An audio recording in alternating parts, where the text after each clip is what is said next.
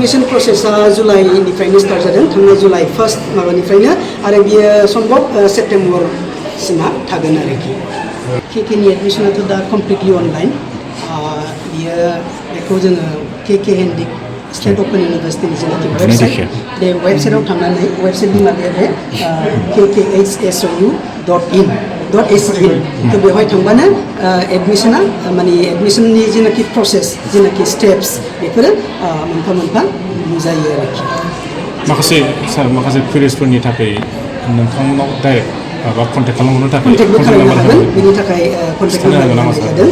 जेरै जोंहा प्रिन्सिपाल सारनि जायखौ सेन्ट्रेल इनचार्जबो होनाय जायो बिथांनि नाम्बारखौ होनाय जादों ओमफ्राय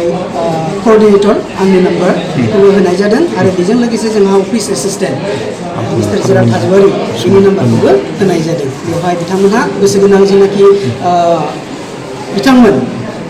सोलोंथाइ गोजौ सोलोंथाइ लानो जेनाखि गोसो जानाय बिथांमोनहा जगाजग खालामनो हागोन आरो सार एक्चुअली नैबे माबायाव मानो आरो सोर बायदि मानसिया एडमिशन लानांगौ सोलोंनांगौ होननानै सानो सार केके हेन्डिक स्टेट अपेन इउनिभार्सिटिया मोनसे मट'जों गायसनजादों आसाम स्टेट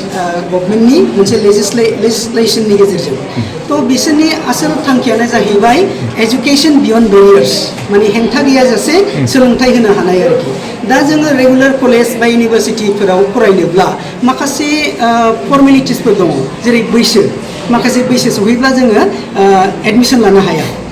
ओमफ्राय मोनसेया जाहैबाय रेगुलार एटेन्डेन्स जे 75% बा 80% बेबायदि एटेन्डेन्स नङाब्ला जोङो मा एग्जामनि फर्म फिलआप खालामनो हाया दा बेफोर प्रब्लेमफ्रा नैबे केके हेन्डिक स्टेट अपेन इउनिभार्सिटियाव गैया मानोना बियो उदां बा distance open and distance learning मडनि गेजेरजों बे जोङो बाहाय सोलोंथाइखौ होनाय जायो बेवहाय रेगुलार क्लासेस खालायनाङा दहाय सारा बुंनाय बायदि फरायसाफोरा बा जोंनि केके हेन्डिकआव बेखौ जोङो लार्नार होननानै बुंनाय जायो जेनाखि सोलोंथाइ लाग्रा बिथांमोनखौ बे सोलोंथाइ लागिरिफोरा बा लार्नारफोरा दहाय बुंनाय बायदि सारा सेटारडे बा सानडेआव फैनानै गावसोर फरायनायाव माबाफोर प्रब्लेम माबा आयदाखौ बुजियाखै नामा माबा टपिकखौ बुजियाखै नामा बिनि सोमोन्दै जोंनि टिचारफोरजों सावरायलायनो हायो बा क्लियार खालायनानै लानो हायो आरो बेखौ जोङो काउन्सेलिं सेसन होननानै बुंनाय जायो बियो सेटारडे आरो सानडेआव जायो